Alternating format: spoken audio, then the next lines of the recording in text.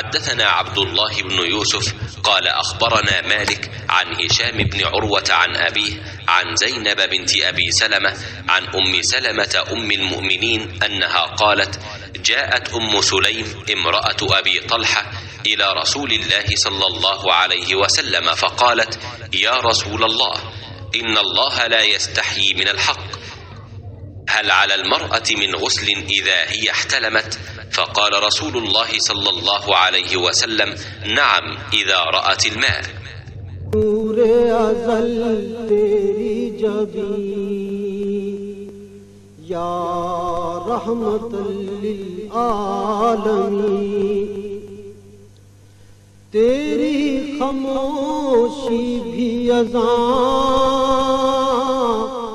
نیندیں بھی تیری رت. ام سلیم ابو طلحہ رضی اللہ عنہ کی عورت رسول اللہ صلی اللہ علیہ وآلہ وسلم کی خدمت میں حاضر ہوئیں اور کہا کہ اللہ تعالی حق سے حیا نہیں کرتا، کیا عورت پر بھی جب کہ اسے احتلام ہو غسل واجب ہو جاتا ہے؟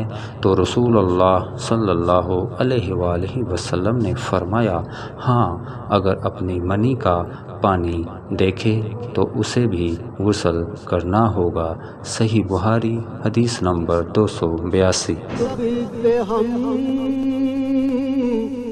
ماضی سا ہم کو حال دے، دعویٰ ہے تیری چاہت کا